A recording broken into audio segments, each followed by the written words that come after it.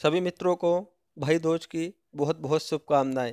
इस बार वर्ष 2023 में भाई दूज की तिथि तारीख को लेकर बहुत ज़्यादा कन्फ्यूजन हो रहा है कि यह त्यौहार 14 नवंबर को मनाना अधिक श्रेष्ठ है या फिर 15 नवंबर को मनाना अधिक श्रेष्ठ है। इसी के साथ मैं आपको बताऊंगा कि इस त्यौहार को हम क्यों मनाते हैं।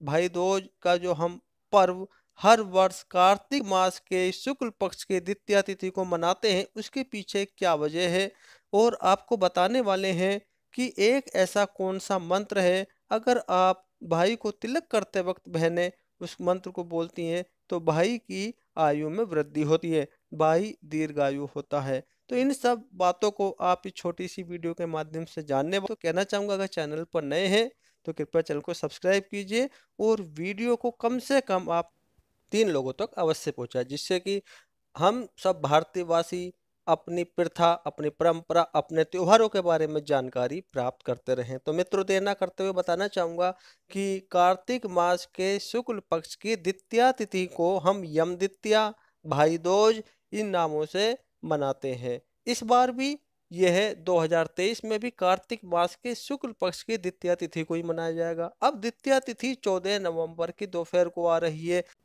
द्वितीय तिथि प्रारंभ हो रही है 14 नवंबर को 2:37 पर और ये रहने वाली है 15 नवंबर को 1:47 तक। तो जो व्यक्ति 14 नवंबर को भाई दूज मनाना चाहते हैं या मना रहे हैं तो उनके लिए तिलक का शुभ मुहूर्त रहेगा 2:47 के बाद। 2:47 के बाद से बहनें अपने भाइयों के तिलक कर सकती हैं।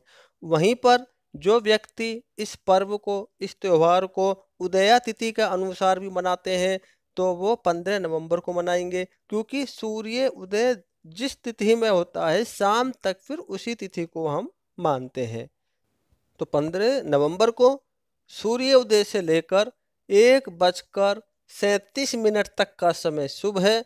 उस समय पर बहनें अपने भाइयों के तिलक कर सकती हैं, भाई दूज मना सकती हैं और उनको उपहार स्वरूप जो गोला या नारियल देती हैं वो दे सकती हैं। अब यहाँ पर कुछ नियम पालन भी करने होते हैं, जैसे कि रक्षाबंधन की तरह बहनों को भी जब तक वो तिलक ना करें उस समय तक उपवास रखना चाहिए।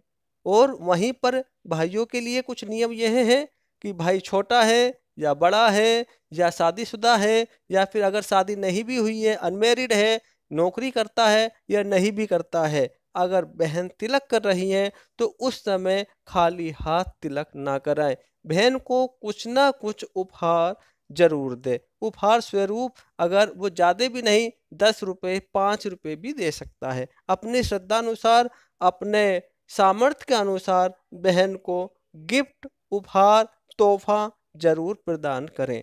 इसी के साथ बहन लंबी आयु की कामना करते हुए बहन अपने भाई का मुंह मीठा कराए। उसके बाद वो स्वयं मुंह मीठा करे और भोजन ग्रहण करे। अब मैं आप लोगों को बताना चाहूँगा कि इस दिन अगर हम तिलक करते वक्त ये 4 लाइनें बोल देते हैं तो इसका बहुत बड़ा प्रभाव भाई की आयु पर पड़ता है, जिससे कि भाई दीर्घायु हो जाता है। इस दिन भाई बहन को आपस में झगड़ा, कलेश, लड़ाई ये चीज़ नहीं करना चाहिए। किसी की बुराई करने से बचना चाहिए। और इसी के साथ साथ भाई बहन को अगर हो सकता है तो किसी पवित्र नदी में अगर स्नान करने के बाद ये त्यौहार मनाते हैं तो उसका अति उत्तम फल मिलता है।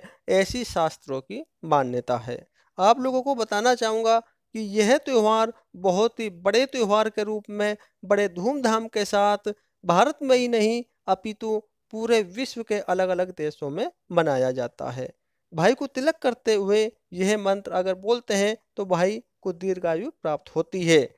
यह मंत्र आपकी स्क्रीन पर दिख रहा है कि गंगा पूजे यमुना को, यमी पूजे यमराज को, सुभद्रा पूजे कृष्ण को, गंगा यमुना नीर बहे, मेरे भाई आप बढ़ें और फूले फलें।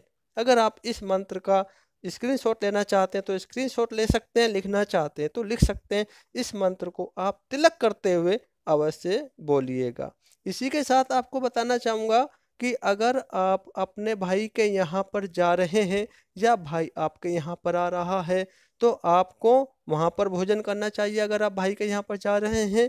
और अगर भाई आपके यहाँ पर आ रहे हैं तो भाई को अपने हाथ का बना हुआ भोजन अवश्य खिलाएं। उसके पीछे भी एक कहानी है, एक कथा है जो पुराणों में पाई जाती है। कुछ ही पल में आप वह कथा स्क्रीन पर भी देख सकते हैं। उससे पहले मैं आपको बताना चाहूँगा कि तिलक अगर आप भाई के कर रही हैं तो आपको सीधे हाथ के अंगूठे से तिलक करना चाहिए। तिलक करने के बाद आपको चावल भी माथे पर लगाने जरूर होते हैं और चावलों का ध्यान रखना चाहिए अक्षत जो हैं वो खंडित अक्षत ना हो। खंडित का मतलब है कि टूटे हुए चावल ना हो। टूटे हुए चावल का प्रयोग पूजा में नहीं होता है। तो आप लोगों को कथा बताना चाहूँगा कि क्या हुआ था। एक बार भगवान सूर्य नारायण की पत्नी का नाम था छाया। उनकी कोख से यमराज और यमुना का जन्म हुआ था। यमुना यमराज से जो उनके भाई थे बहुत ज़्यादा स्नेह करती थी, प्यार करती थी, दुलार करती थी।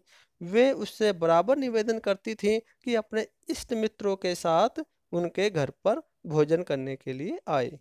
लेकिन यमराज बिजी रहने के कारण उसकी बात को टालते रहते थे।